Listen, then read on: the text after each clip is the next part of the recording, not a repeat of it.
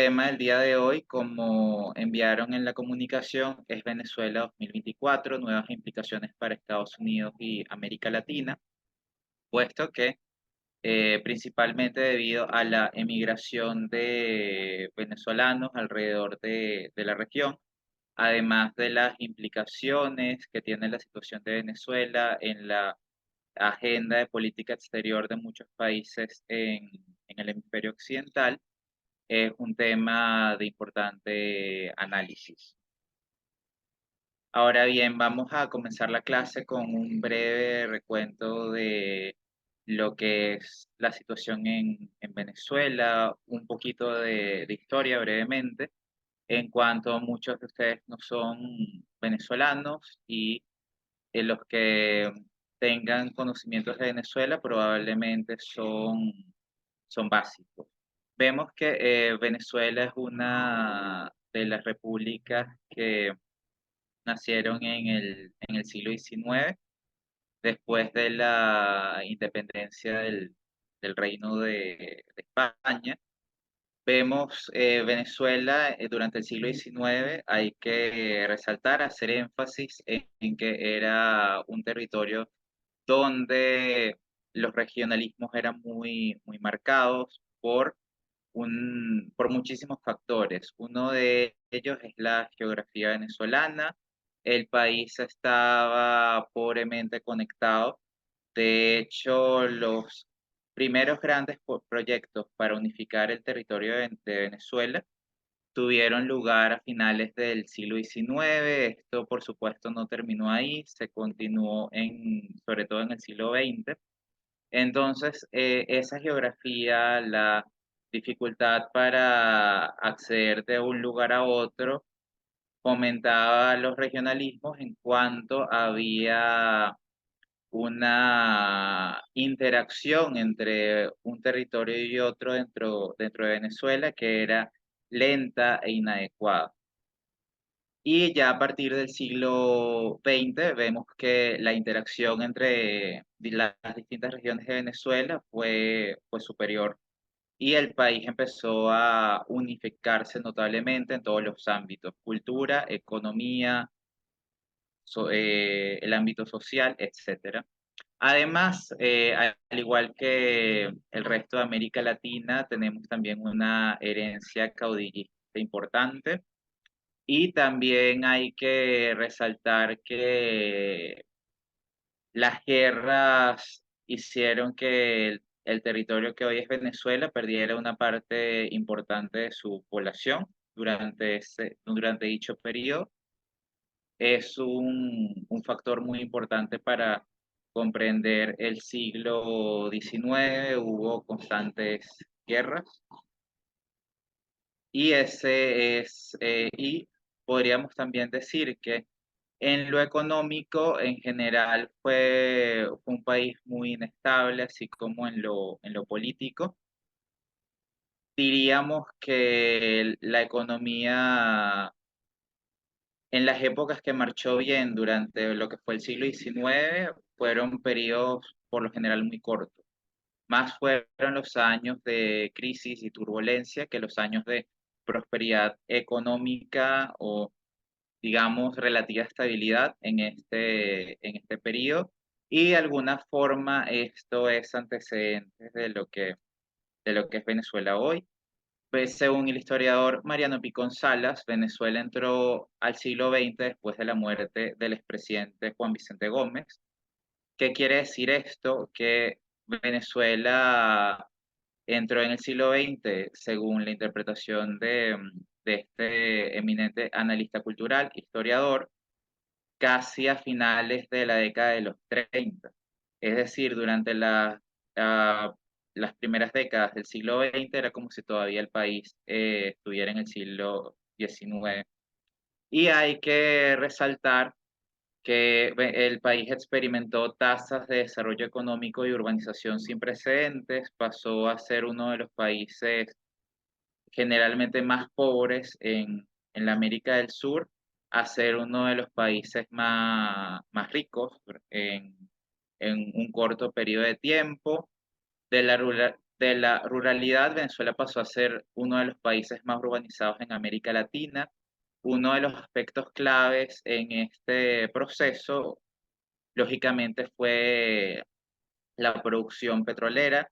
Esta industria y su desarrollo en Venezuela fue la que en gran medida fijó las bases para que Venezuela se desarrollara y creciera a las altas tasas de crecimiento económico que se registró durante el siglo XX. Además, hay que considerar que en las primeras décadas del siglo XX, Venezuela producía sobre todo petróleo liviano. Hoy en día, aunque Venezuela tiene una reputación de tener y sobre todo exportar petróleo pesado, lo cierto es que siguen existiendo ciertas reservas de petróleo liviano en el país, pero no se explotan notablemente. Esto, digámoslo así, se ha dejado para futuro. Claro, hay sectores en Venezuela que señalan que debido a la situación y otros factores, no nada más a lo interno, sino en lo regional y por las condiciones incluso del mercado petrolero internacional en este momento, que convendría que el país comenzara a aprovechar un poco más sus reservas de petróleo liviano, lo cual no hace actualmente. Ok, voy a detenerme un momento para leer los comentarios. Ok, saludos a Boris Leiva y veo también un comentario de Fabio Vitancourt. Fabio comenta que hacia Uruguay han llegado muchos venezolanos. Sí, vemos que actualmente Venezuela es un país de emigrantes. Tradicionalmente, al menos desde las décadas de los 30 y 40, Venezuela fue un país de inmigrantes. Sin embargo, ya desde la década pasada hasta los momentos, podríamos decir que ese proceso no ha terminado. Venezuela es un país de emigrantes. Y vemos que, claro, hay distintas estadísticas según la fuente que tomemos, pero se calcula que han emigrado de Venezuela alrededor de 7, 8 millones de venezolanos y la cifra sigue creciendo. Y bueno, así cambian las cosas, porque Venezuela, de ser el tercer país de la región que recibió más inmigrantes después de la Argentina y el Brasil, hoy en día Venezuela es un país que envía muchos emigrantes al resto de los países de la región y por eso también la situación en Venezuela en materia de política internacional tiene una gran relevancia por el impacto que tiene en los distintos países de la región, la planificación que hay que hacer en materia de servicios públicos, asistencia poblacional, etcétera. Ok, hasta la estatización de la industria petrolera venezolana, vemos que el Producto Interno Bruto venezolano tuvo un crecimiento sostenido, incluyendo el Producto Interno Bruto no petrolero.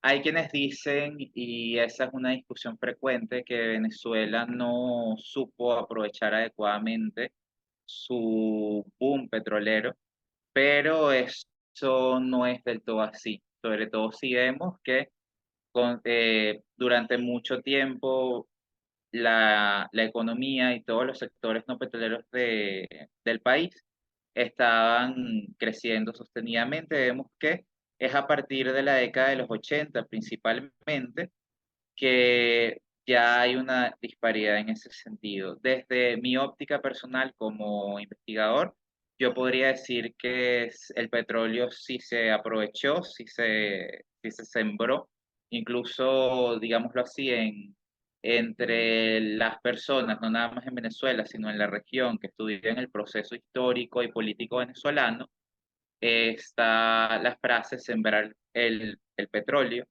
Uno podría decir que el petróleo sí se sembró. Yo creo personalmente que el petróleo venezolano se sembró, claro, Si se pudo haber aprovechado mejor, ya sería harina de otro costal, por supuesto, pero desde mi parecer sí se sembró. Y el petróleo se pudo aprovechar para alentar distintas industrias nacionales que también se desarrollaron, registraron importantes tasas de crecimiento. Hay que además ver que Venezuela durante el siglo XX tuvo una de las democracias más estables de la región. Incluso pudo eh, sobrevivir a los intentos de imponer en el país sudamericano dictaduras tanto de extrema derecha como de extrema izquierda. Todo esto fue neutralizado de forma oportuna. Vemos que incluso distintos países de la región, con base en criterios ideológicos, intereses económicos, tenían el interés de poner ciertos gobiernos extremistas y afines a sus planes, a sus proyectos en el país. Todo esto fracasó y es notable destacar que esto también fue posible por el proceso de robustecimiento del Estado venezolano que tuvo lugar en el siglo XX. No tener un Estado, obviamente, que intervenga en donde no sea lo necesario, sino sí tener un Estado fuerte. Ok, aquí tenemos ya un breve recuento de lo que fue Venezuela en el siglo XX, ya para entender el siglo XXI y las causas y las consecuencias del proceso actual. Como hay que señalar, desde la década de los 80 aproximadamente, más allá de que los síntomas ya se percibían un poco antes, hubo ciertos problemas en el sistema político y económico venezolano que no se solucionaron oportunamente y digamos que es una opinión común entre los investigadores, sobre todo los politólogos venezolanos, que señalan que el sistema político venezolano entró en crisis en la década de los 80 y esta crisis todavía no ha culminado. A partir de la llegada del expresidente Hugo Chávez al poder, comenzó entonces un proceso de reestructuración de las bases de las instituciones venezolanas. Hay que señalar, claro está, que hay que ver todos estos procesos como, a ver, hay proyectos que son de Estado más que de una administración en sí. Y obviamente el proceso que impulsó Hugo Chávez y su sucesor Nicolás Maduro pretendían hacer reformas profundas del sistema venezolano y ahí se atendió lógicamente el tema institucional de base. Y la revolución bolivariana, por supuesto, hay que decir que este término es controversial, es en general el término que en materia historiográfica se usa para hablar de lo que ocurre actualmente en Venezuela, pero hay quienes dicen que no es realmente una revolución, otros que sí, bueno, es un tema de discusión.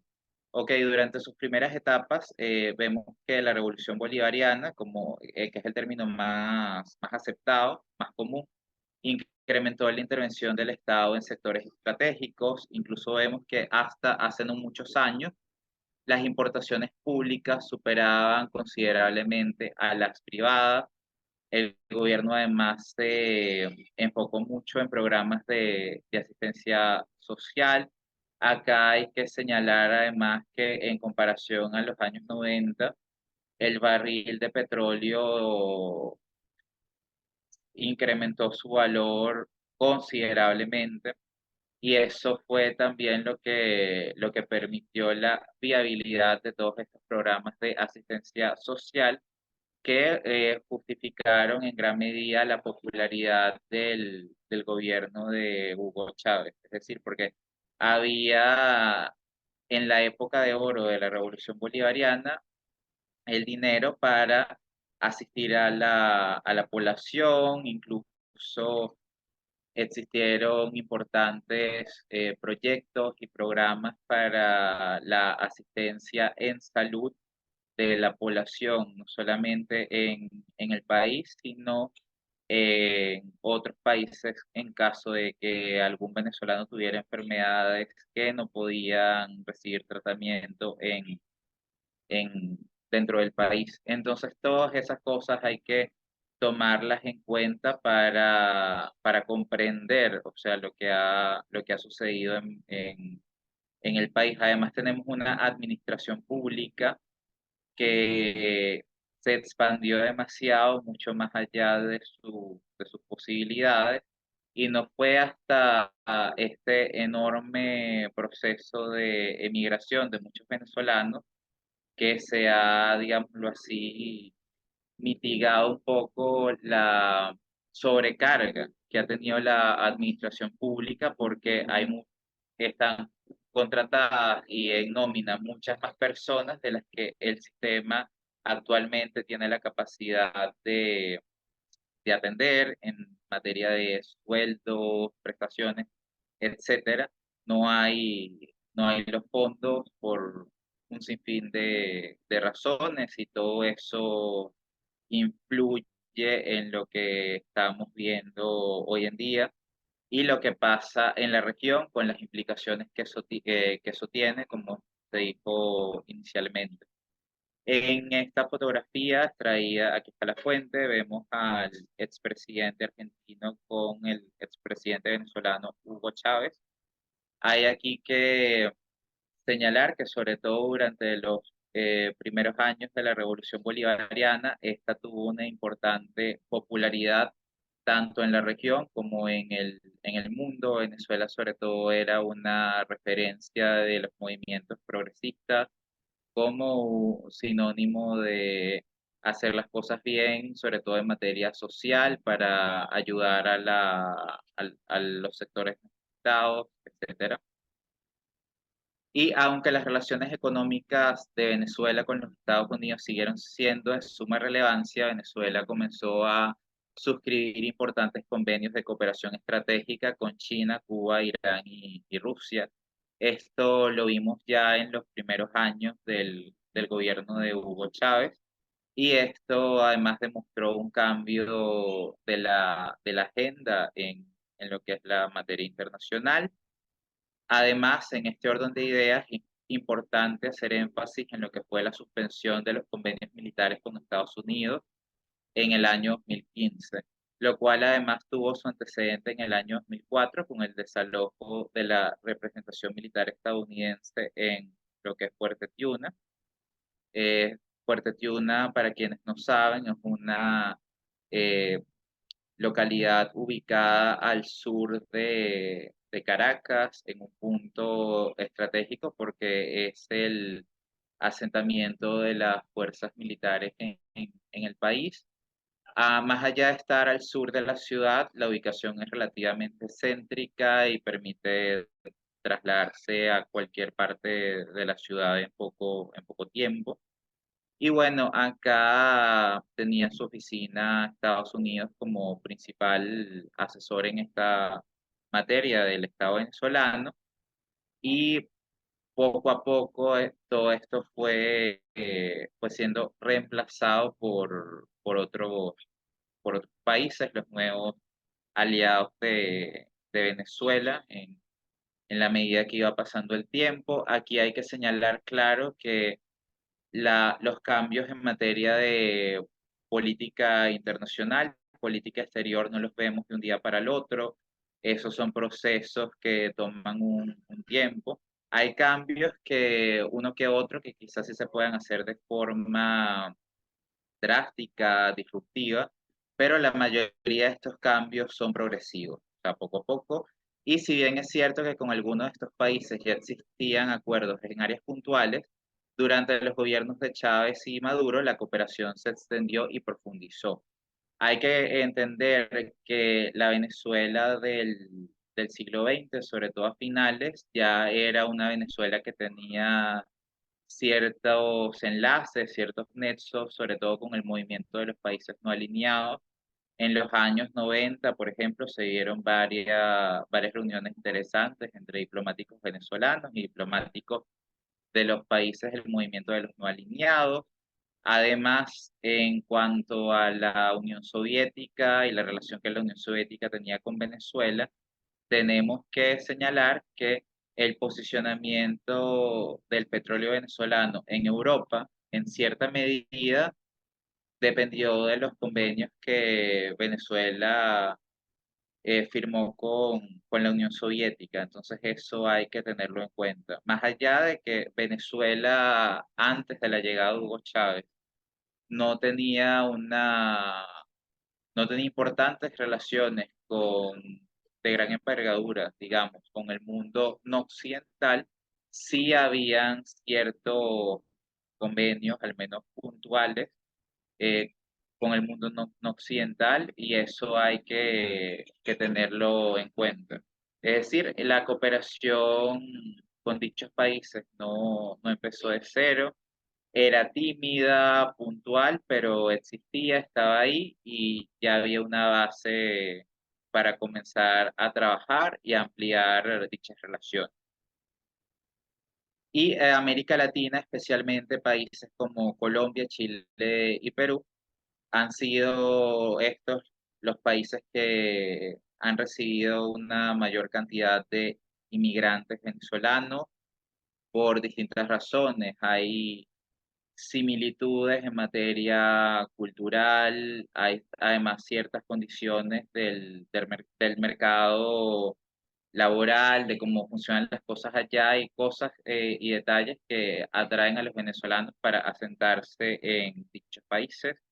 Podemos hablar del caso de Brasil, que también es un país que ofrece oportunidades interesantes para algunos profesionales. Sin embargo, vemos que en Brasil hay una gran desventaja, que es el idioma.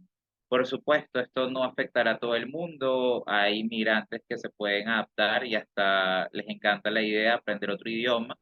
Sin embargo, para la mayoría de los inmigrantes, este suele ser un factor decisivo para no emigrar hacia ese destino. A ver, no hablan mi idioma, entonces yo no emigro hacia ese país porque va a ser más complicada mi estadía allá. Y hay que señalar sobre todo que el éxodo venezolano se profundizó durante los años 2018-2021. Vemos también que la ligera mejora de la economía venezolana experimentada a partir de los años 2020-2021 ha mitigado, según algunos analistas, el proceso de migración. Sin embargo, eso no está del todo claro. No está del todo claro porque vemos que todavía, por ejemplo, la selva del Darién y todo lo que es la frontera entre México y Estados Unidos siguen registrando importantes contingentes de inmigrantes venezolanos. Hay además acá que señalar que la administración Biden el año pasado, a finales de 2022, implementó un programa para que los venezolanos puedan emigrar de forma ordenada hacia los Estados Unidos. Para ello, los venezolanos necesitaban demostrar que tenían un sponsor, alguien que se podía encargar de ellos de alguna forma durante los primeros meses. Había toda una serie de condiciones y al menos en su primera etapa, esa medida logró frenar la entrada de venezolanos a través de la frontera entre Colombia y Estados Unidos, luego de pasar por lo que es la selva del Darién, entre la frontera entre lo que hoy es Colombia y hoy es Panamá. Vemos que esto tuvo cierto éxito en un primer momento, pero luego existieron otras alternativas y los venezolanos siguen ingresando a Estados Unidos a través de la frontera de México luego de cruzar al Darién. Buscaron alternativas y lo siguen haciendo. Y es por esta razón que el tema de Venezuela tiene una gran importancia para los países que a ver, rodean a Venezuela, tienen relaciones con ella en América Latina, incluso también en América del Norte le dan importancia a la situación de Venezuela, lo que sucede acá, porque todo esto que está pasando, sobre todo la inmigración de tantos venezolanos, tiene un peso sobre el diseño, la implementación, la evaluación, el análisis de políticas públicas.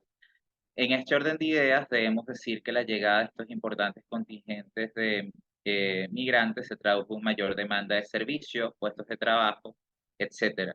La capacidad de los gobiernos, a escala local, estatal o nacional, ha sido limitada para responder a esta situación. A ver, vemos que, sobre todo en el caso de que no emigra solamente un venezolano, sino que emigra una familia venezolana, dependiendo de sus condiciones, pero si vemos, por ejemplo, este ejemplo, emigra una familia compuesta por padre, madre y, digamos, dos, tres hijos.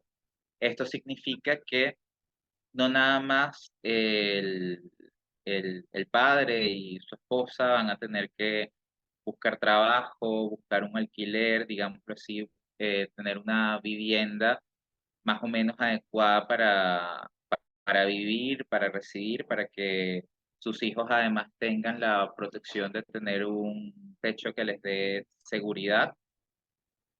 Vemos que eso no queda ahí, hay también que buscar un colegio donde los hijos puedan estudiar. Ahí además influye el tema del estatus de, de la entrada, si los colegios admiten a personas indocumentadas, si no admiten a personas indocumentadas, si estos inmigrantes de alguna forma llegaron con el récord académico de sus hijos. O sea, es toda una serie de variables ahí que hay que analizar. Vemos incluso casos de venezolanas que han quedado en estado en el trayecto hacia los Estados Unidos. Eso además tiene un impacto porque luego tienen que recibir atención médica en los países a los cuales han llegado. Exigen estos servicios y en este orden de ideas vemos que esto afecta la planificación que se tiene desde el poder. Es decir, porque tú tienes una planificación para atender a una población, demos un ejemplo, 300.000 personas que viven en un sector y llegan miles de personas, sea de forma estacionaria o con la intención de quedarse permanente en ese territorio, demandan todos estos servicios, sobre todo públicos, y afecta el rango de acción que tienes para dar respuesta a todos estos problemas. Ok, veo que alguien acaba de comentar algo, ya reviso. Saludos a todos también. Eh, ok, pensaba que era una pregunta. Acá ven además una fotografía de un cabildo abierto que se celebró en la ciudad de Caracas, en el área de los Palos Grandes. Este cabildo fue celebrado por el expresidente de la Asamblea Nacional Venezolana, Juan Guaidó. Además de toda esta situación y lo que ya hablamos en materia no solo de la historia, lo que sucede en Venezuela en materia política institucional, hay que también ver el background que tiene Venezuela en distintos temas como calidad de las elecciones, derechos humanos, etcétera, calidad de la democracia. Vemos que, a ver, como antecedente de todo lo que está pasando, hubo un golpe de Estado el 11 de abril de 2002. Todavía no está muy claro qué fue lo que sucedió en ese momento. Hubo toda una operación militar, protestas callejeras. El expresidente Hugo Chávez durante unos días estuvo fuera del poder. Luego la situación fue restituida a la normalidad. Muchos de los principales actores en todo esto siguen dando justificaciones acerca de lo que sucedió en ese golpe de Estado. tanto previo a los sucesos como después, sigue estando muy poco claro. ¿Ok? Además de ello, vemos que hay muchas controversias sobre comicios electorales, los comicios electorales que se han celebrado en Venezuela, a pesar de las visitas del Centro Carter y otras instituciones prestigiosas en esta materia. Durante mucho tiempo, una de las mayores defensas que tenía, digamos, el proceso venezolano es que se señalaba, sobre todo los sectores a nivel internacional que tenían confianza en lo que sucedía en Venezuela, sobre todo como ejemplo para otros países, que Venezuela era uno de los países que celebraba más elecciones. Y mientras en un país habían hecho 2 o 3 elecciones, Venezuela había hecho el doble o el triple de elecciones en el mismo periodo de tiempo. Además de ello, como aquí se señala, hay muchas instituciones del nivel del Centro Carter que viajaban a Venezuela y señalaban que los procesos electorales en Venezuela lograban satisfacer las demandas de estas organizaciones, sus exigencias, sus criterios y además que el sistema electoral venezolano era uno de los mejores del mundo. Podemos decir que quizá esto era así en los primeros años, digámoslo así, hasta principios de la década pasada, del siglo XXI. Y esto hay que tomarlo en cuenta porque más bien ahora se señala lo contrario. Al menos una buena parte de los observadores internacionales y de organizaciones pro democracia señalan que Venezuela no tiene elecciones tan competitivas. Ok, siguiendo con este tema, aquí hay que ver además que las protestas durante los años 2014 y 2017, sobre todo las de estos años, porque han habido muchas protestas en Venezuela en el largo periodo que comprende la Revolución Bolivariana, llamaron mucho la atención de la comunidad internacional, sobre todo por el comportamiento de organismos represivos del Estado. Y hay todo un debate y hay juicios con respecto a este tema, esta cuestión.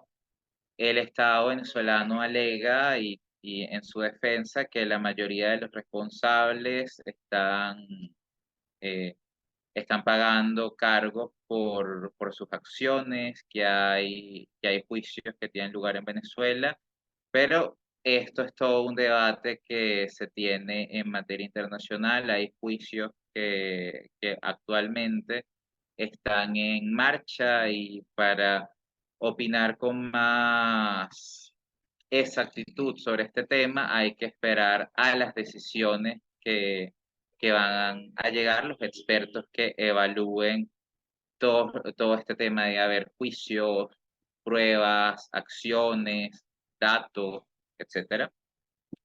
Y las elecciones presidenciales de 2018 son un importante precedente, además de todo lo que se ha estado viviendo. Estas elecciones no tuvieron reconocimiento por parte de un sector de la comunidad internacional. Este sector de la comunidad internacional son sobre todo los aliados de Estados Unidos, podríamos decir la esfera occidental, y esto además fijó el precedente de todo lo que vimos con el presidente de la Asamblea Nacional, Juan Guaidó, porque esta falta de reconocimiento a las elecciones presidenciales de 2018 sirvieron para justificar que existía un abandono del cargo y que como no hubo elecciones competitivas y válidas en 2018, tenía que asumir el presidente de la Asamblea Nacional, llamar a elecciones, etcétera. Esto fue el precedente y una de las razones más fuertes antes de la juramentación de Guaidó, que tuvo lugar en una calle adyacente a los sectores del Rosal y Campo Alegre en Caracas. Vemos que había cierto debate entre los expertos, que algunos estaban de acuerdo en la juramentación, otros que no. Esto desde el sector que apoya y está cerca de Guaidó. Sin embargo, bueno, al menos dentro de lo que es la oposición venezolana, la mayoría de sus sectores hubo cierta unidad una vez que Juan Guaidó tomó la decisión de juramentarse y ahí decidieron en función de ello que pues había que apoyar la juramentación de Juan Guaidó y hasta finales del año pasado todavía él era considerado presidente interino. Este término es apoyado por algunos y rechazado por otros. Ya ese tema específico quedaría para los que son expertos en derecho constitucional venezolano, no es específicamente mi área, pero bueno, yo cumplo con señalar que hay un debate en cuanto a si es adecuado o no hablar de presidente interino en Venezuela. Y además de esto hay que señalar que ahí hay un montón de temas que igual quedan para el análisis, incluso sobre la misma constitución en cuanto esta establece que Juan Guaidó debía convocar elecciones en 30 días, no lo hizo, por supuesto. En su defensa se puede alegar que es muy difícil hacer eso en tan poco tiempo. Además, habían ciertas condiciones que dificultaban una acción de ese tipo. Además, acá hay que considerar que ciertos analistas, ciertos grupos consultores creían que todas estas acciones iban a determinar, establecer las condiciones para un alzamiento cívico-militar. Pocos meses después de la juramentación de Juan Guaidó, vemos que hubo ciertas operaciones, y ciertas negociaciones entre sectores del gobierno venezolano y la oposición venezolana para establecer un nuevo gobierno en Venezuela. Eso fracasó, eso se neutralizó de forma exitosa, entonces eso hay que tenerlo también en cuenta. Ahí además han quedado todas unas fotografías, evidencia documental, fotográfica sobre lo ocurrido y todavía es un tema que se sigue analizando, o sea, qué fue lo que pasó con esa intentona, por qué fracasó, qué fue lo que pasó, ok. Y más allá de que las expectativas de éxito del llamado gobierno interino eran promisorias y en su mejor momento obtuvo el apoyo de más de 60 países, sobre todo en el hemisferio occidental, vemos que el gabinete de Nicolás Maduro mostró resiliencia. Y más allá de las subestimaciones del gobierno venezolano, subestimaciones que tienen muchas causas, muchas razones, tanto el desempeño de Venezuela en distintas áreas como economía, gestión pública y otras. El resultado que podemos ver, o sea, lo que es un dato, es que Nicolás Maduro sigue en el poder y lo es adecuado analizar por qué. Además, la profundización de sanciones económicas hacia Venezuela no logró sus objetivos principales. Además, y vemos así que algunas de estas sanciones ya están siendo flexibilizadas con la intervención de importantes transnacionales y grupos económicos internacionales. Hay que decirlo, el principal objetivo de esto era el cambio de gobierno, además de sancionar con el impacto y la implicación que esto tiene en materia moral, jurídica, etcétera, al gobierno venezolano por sus acciones. Vemos que quizá en este sentido sí se logró algo en cuanto se ha perjudicado, ha quedado afectada la imagen del gobierno venezolano y la capacidad que éste tiene de suscribir ciertos acuerdos, ciertos negocios. porque por las razones que se señalan en cada una de estas sanciones. Aquí hay que señalar que hay demasiadas sanciones actualmente contra funcionarios del Estado venezolano y ciertas entidades venezolanas. Al principio, las sanciones que fueron implementadas en un primer momento tenían como objetivo, como target, funcionarios específicos, sobre todo los que tenían importantes cargos en el país, ministros, presidente, etcétera. Esto fue progresando notablemente hasta que las sanciones afectaron a la empresa PDVSA, la cual es la principal fuente de ingresos en moneda extranjera para el país, con todas las implicaciones que esto tiene en la política en el diseño de la política pública en Venezuela. Y aquí vemos además que, y hay que señalarlo, la flexibilización de sanciones también tiene que ver mucho con la intervención y digámoslo así, el pronóstico que hacen ciertas empresas, sobre todo en materia petrolera, energética, sobre lo que puede ser el escenario político venezolano en unos 3, 5 años. Vemos que una fuerza importante en ello es Chevron, pero hay otras más.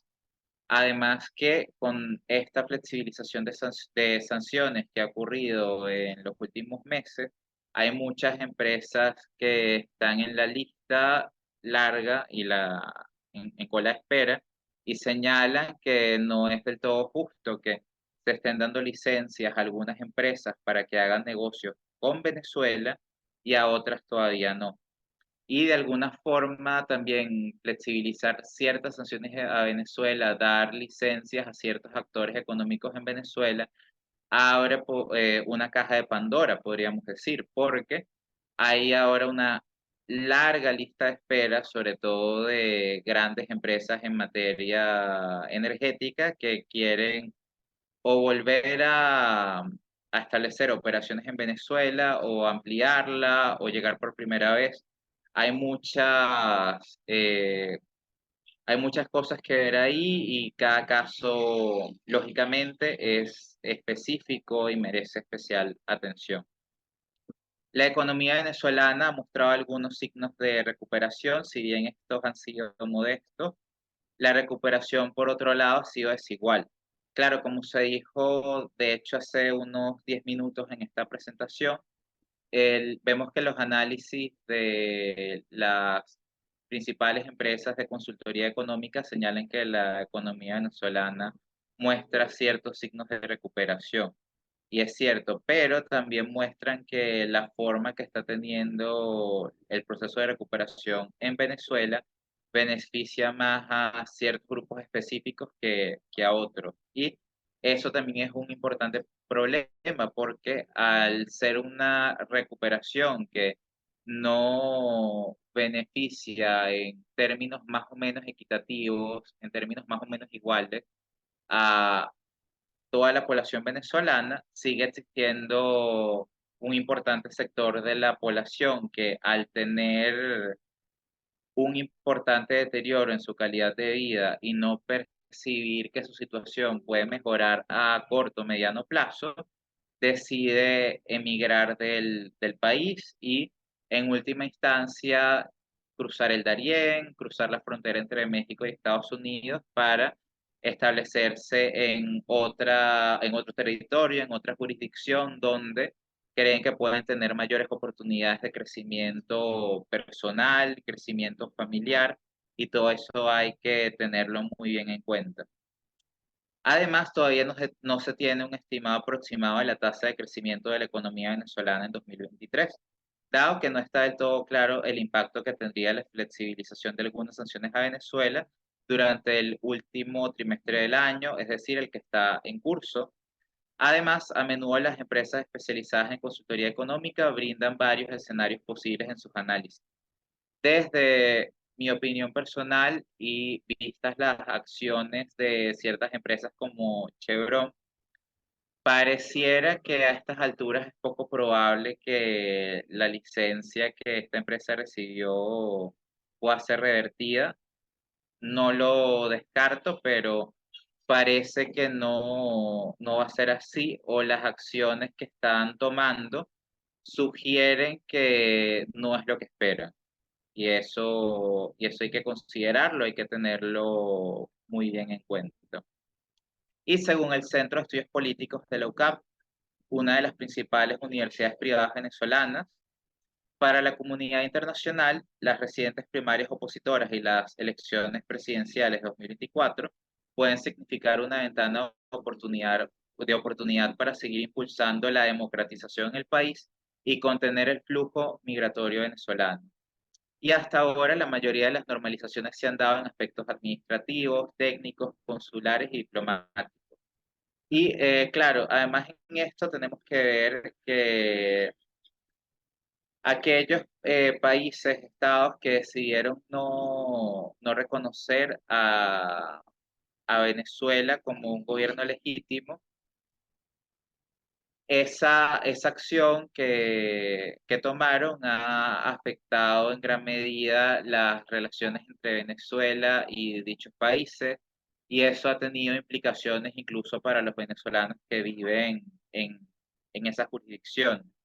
Por ejemplo, un venezolano que viva en un país que no reconocía a Maduro, pero que reconocía a Juan Guaidó, tenía que pasar por un complicado proceso para obtener su documentación, pasaporte, el tema consular para darle asistencia a estos venezolanos era sumamente, todo ese proceso era muy complicado, y vemos además que también, sobre todo en 2019, en algunos casos estaba la administración de una embajada, estaban los diplomáticos de Maduro, llegaba una delegación de Guaidó para reemplazarlo.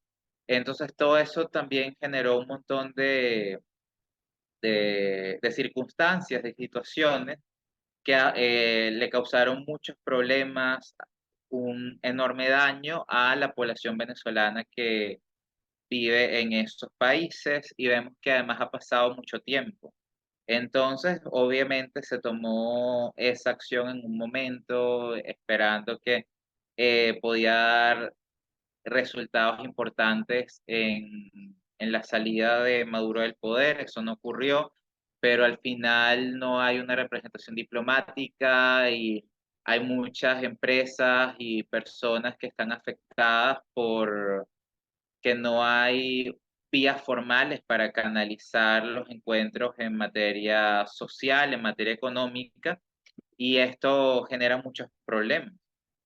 Ok, respondo a la pregunta de Max Martínez. ¿Será posible que las próximas elecciones en Venezuela sean limpias y se respete el resultado? Bueno, actualmente eso está en discusión. Los actores que participan en las negociaciones exigen que las elecciones venezolanas sean lo más competitivas posible, y vemos que el Centro Carter tiene operaciones en el país, han llegado delegaciones en las últimas semanas. Entonces también es responsabilidad de todas estas organizaciones que van a participar en los comicios, que puedan visibilizar lo que ocurre, validar si el proceso fue competitivo o no. Es decir, acá hay un trabajo que tienen que realizar todas las organizaciones que de alguna forma van a estar involucradas y van a tener una participación en ese proceso. Y la verdad, mira, si vemos las acciones o lo que muestran algunos líderes de la oposición, por ejemplo, María Corina Machado, la que según los resultados de los comicios y de las primarias que tuvieron lugar hace unas semanas, el 22 de octubre de 2023, María Corina Machado, la ganadora, ella considera que tiene la capacidad de presionar al gobierno venezolano primero para que ésta sea habilitada como una candidata, que pueda registrar su candidatura eh, y, y participar normalmente como aspirante a la presidencia de Venezuela. Ella cree que tiene esa capacidad de presionar y de lograr sus objetivos. Habrá que ver si esa confianza tiene un fundamento y ya, la verdad, desde mi parecer, el tiempo lo dirá. En estas situaciones, nada mejor que el tiempo. Y dentro de unas semanas, de unos meses, veremos los resultados y podremos tener una opinión más exacta. Y más allá de nuestras opiniones, están los datos. Los datos y lo que podamos ver, podamos presenciar, eso va a ser la respuesta definitiva a esa pregunta. Y el tiempo lo dirá si las próximas elecciones en Venezuela van a cumplir con los criterios que se esperan. Y hasta ahora la mayoría de las normalizaciones que se han dado entre las relaciones de países de la comunidad internacional que habían dejado de reconocer a Venezuela y este país sudamericano, estos procesos se han dado sobre todo en aspectos administrativos, técnicos, consulares y diplomáticos, y allí sobre todo ha imperado la prudencia entre los distintos países, además de un cambio de la expectativa sobre la posibilidad de transición hacia una democracia de modelo liberal representativo en Venezuela, tras el fracaso de la presión ejercida durante los años 2019 y 2020. Y en estos momentos, además, hay que señalar que hay muchas prioridades. Por ejemplo, el orden mundial está conmocionado no solamente por la guerra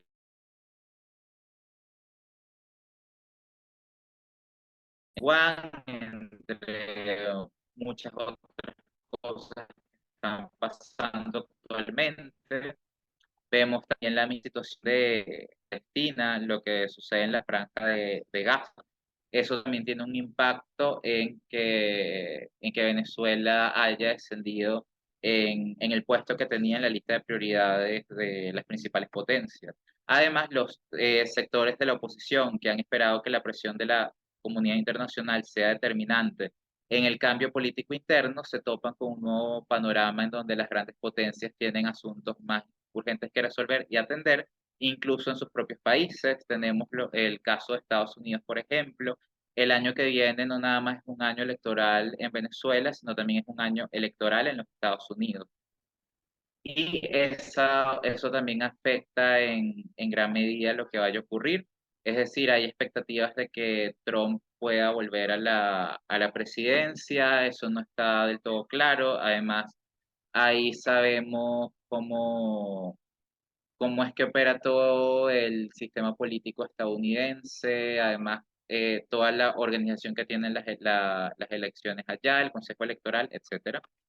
Ok, Caracas además en esta situación busca reconocimiento de plena legitimidad internacional, así como la eliminación de sanciones, más allá de que existan importantes sectores que se oponen a la flexibilización de las sanciones, no solo dentro de Venezuela, sino a nivel internacional, ya se han dado los primeros pasos en torno a ello y como ya les dije con respecto al caso de Chevron específicamente, pareciera que esto no va a retroceder al menos por un año. O sea, claro, no está muy claro igual lo que va a pasar. El año que viene además se celebran elecciones en los Estados Unidos. Eso podría ocasionar ciertos cambios. Sin embargo, parece que al menos va a haber cierta flexibilización de las sanciones y el escenario actual se mantendría alrededor de un año, es lo que se espera. Y el día 3 de diciembre de 2023, este domingo, o sea, faltan aproximadamente unos 3 4 días para ello, se celebrará un referéndum en Venezuela sobre un territorio en reclamación.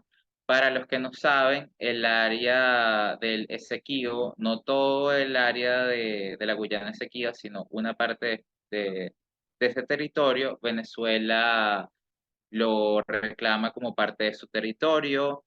no da tiempo para hablar y extenderme sobre este tema porque faltan 5 minutos, sin embargo, ese ya puede ser tema de una clase posterior.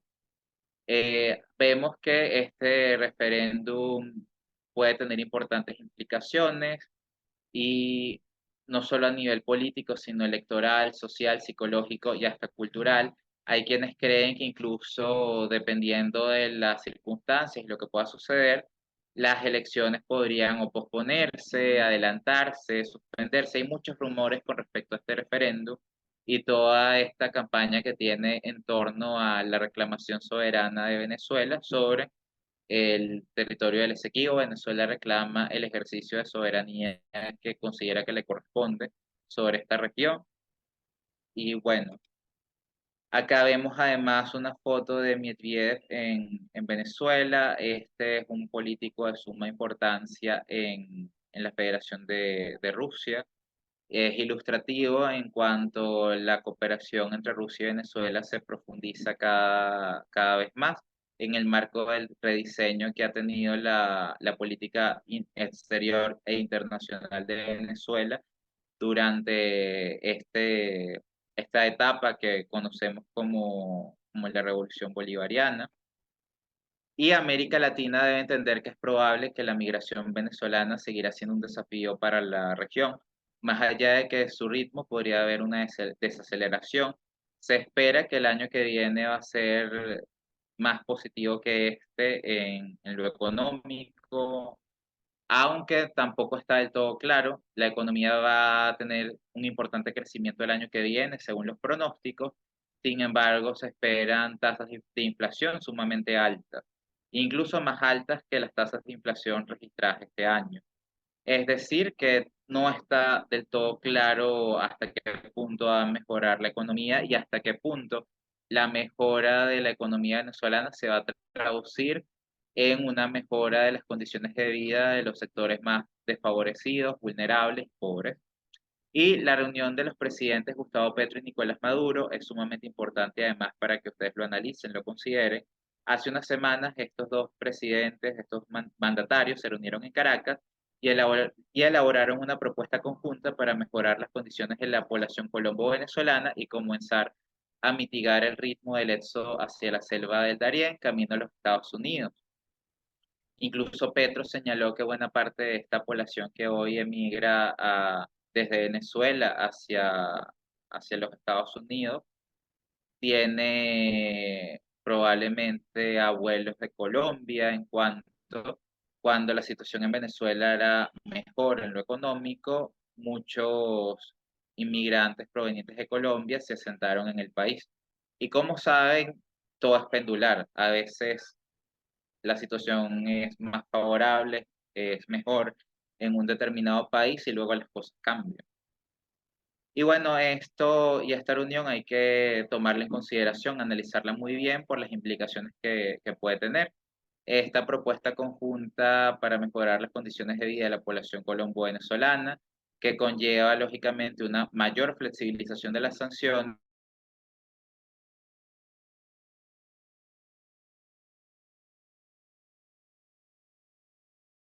y de alguna forma se espera que de esta forma se pueda mitigar el éxodo venezolano hacia todos los países del mundo. Y sin ignorar los errores y cometidos, sin ignorar los errores cometidos y las discusiones sobre el desempeño de la administración de Maduro, vemos que el internacional sumamente adverso y la prolongada crisis política además ha impedido que se creen las condiciones necesarias para poner en ejecución un plan eficaz de recuperación económica y social, sobre todo con un rol de importancia de los sectores petrolero y gas, siendo que este ha sido históricamente el músculo de la economía venezolana. Y Caracas ha demostrado que no es un actor político que deba subestimarse y creo que ya esto debe estar totalmente claro a estas alturas. Caracas ha sido resiliente y se adapta rápidamente a los cambios y la subestimación de Venezuela y sus aliados también es un factor a analizar en el fracaso de la agenda de Occidente en el país sudamericano. Bueno, ya considero que todo está listo por hoy, todo claro. ya estamos en el final de la clase, ha pasado la hora. Estoy disponible para responder todas las preguntas que tengan o comentarios. Pueden incluso intervenir a dejar un comentario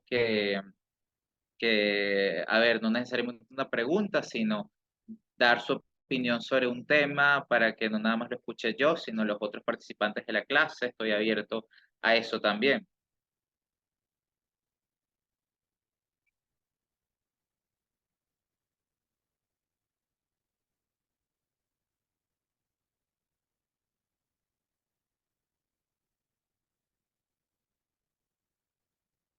¿No? ¿Nadie tiene alguna aportación o alguna pregunta? Ok, Javier, puedes abrir lo que es tu micrófono.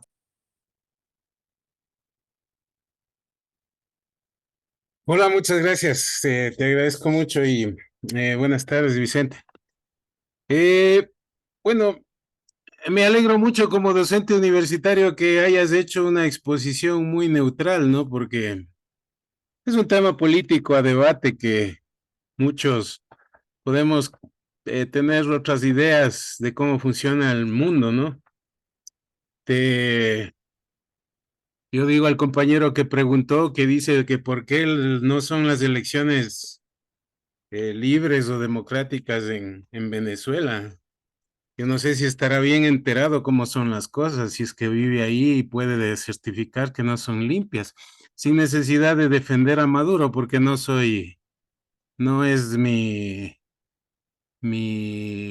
líder ni un espejo para mi forma de actuar, políticamente hablando. No me gusta cómo es Maduro, pero lo que sí estoy en contra que se debe decir, y lo voy a decir yo, porque lógicamente tú, desde el punto de vista neutral como docente, tal vez, y como investigador, no lo dices, o no lo debes decir, o no lo puedes decir. Pero yo creo que todos estos éxodos que se producen en Irak, en Afganistán, en Libia, en Siria, en Venezuela, son porque hay líderes que no hacen lo que les da la gana a los Estados Unidos, al gobierno de los Estados Unidos, no al pueblo de los Estados Unidos. Y como no hacen lo que ellos quieren, entonces buscan sus Guaidós, sus diferentes líderes para que puedan continuar con una política favorable a las ventas del petróleo, a la minería y a todas estas cosas. Entonces yo sí voy a decir que despertemos los latinoamericanos, los habla hispanas, sin necesidad de hacer política, ni decir que estoy a favor de Cuba o de Venezuela o de algunos estados que este momento hacen un progresismo o socialismo. Pero como latinoamericanos que defendamos nuestras posiciones, nuestra democracia, ¿por qué tenemos que responder a intereses de otros países? Esto ha venido ocurriendo desde hace mucho tiempo, desde que el petróleo comenzó a fluir en el caso de mi país. Y realmente no tengo la, la certeza de la fecha exacta, pero ha sido gobierno tras gobierno derrocados en toda Latinoamérica con el Plan Cóndor, ahora con la justicia, el Lower FAR y muchas cosas que hacen que los estados latinoamericanos no podamos vivir una democracia. Esté o no esté Maduro, esté o no esté Petro, esté o no esté Correa, o esté o no esté los Fernández en Argentina, o Lula en Brasil. Siempre tenemos, los malos son los que no están con los gobiernos occidentales o de los Estados Unidos, porque no están a los intereses. Y los malos y los que no hacemos democracia son los que estamos en contra de los beneficios o intereses de otros estados, como los Estados Unidos o de Occidente. Entonces, yo pongo a consideración eso. ¿Ve? ¿Por qué hay el éxodo en Venezuela? Porque Venezuela la está pasando mal, porque le hacen un gran bloqueo a los Estados Unidos. Prohíben a empresas que comercien ahí, se llevan la producción de las empresas de la misma Venezuela a otros países. Y realmente se da lo mismo que en Cuba, que no hay producción, no hay competitividad y no hay realmente una productividad local, ¿no? Y para exportar o para importar. Entonces, No se respetan inclusive las decisiones de las Naciones Unidas. 167 países en contra de que siga bloqueada el Estado de Cuba. Pero no se cumple, no se cumple. O si se cumple, no se cumple, Vicente. Entonces, realmente yo creo que aquí hay más intereses económicos que históricos que lastimosamente se dan por precisamente tener aliados de las cosas que hay. Este país en Ecuador, este rato se está yendo un líder que realmente ha hecho porquerías, que ha hecho tonterías, que deja el país en soletas, a favor de trabajar a favor del Fondo Monetario Internacional, del BID, de los préstamos, del pago de deuda, y aquí la salud, la educación, hecho trizas. Perdón, el desahogo tenía que decirlo, alguien tiene que decir o pensar diferente y te agradezco mucho y le agradezco a la AIU por la comprensión y la intervención. Muchas gracias. Buenas tardes, profesor Artemio Alarcón de Perú. Efectivamente lo que dice el compañero bien, pero yo enfoco así. Un país tan rico lo destrozó la corrupción. Lógicamente, décadas atrás, el éxodo era, por ejemplo, de los peruanos para allá, ¿no? En busca del bienestar, del trabajo. Y sencillamente no hay redistribución de la riqueza. Y creo que si vemos en macro, teniendo en cuenta que se están implementando las energías renovables, con su stock, con su tremendas reservas, quién sabe va a quedar Venezuela para la historia, ¿no? Y sobre todo con sus políticos, que en realidad, como en todas partes existen, pero estos fueron, pienso, los más sinvergüenzas. Muchas gracias. Ok, gracias a todos por sus intervenciones. Bueno, ya no nos queda mucho tiempo. Evidentemente, aquí hay que señalar, este es un asunto que también es económico, o sea, la intervención de eh, importantes empresas transnacionales y la influencia que estas pueden tener a través del lobby que hacen y el apoyo que estas suministran en distintas áreas a políticos de muchos países, todo esto tiene un peso. Hay que decirlo, hay que admitirlo. Y bueno, en esto es importante señalar que los grandes poderes económicos que han estado detrás de la agenda de cambio político en Venezuela entienden que es probable que a mediano plazo todavía Nicolás Maduro y sus aliados sigan en el poder. Entonces, de aquí también el rediseño de la estrategia. Además, en este orden de ideas, hay que ver que la parcial flexibilización de las sanciones busca proteger los intereses económicos clave de Occidente en el país, dado que no ha habido resultados satisfactorios y si pasa más tiempo, existen actores no occidentales que podrían tomar más espacio en la economía y estructura de poder venezolana. A ver, me Vicente. explico. Por ejemplo, ya lo que pasa es que no queda así mucho tiempo.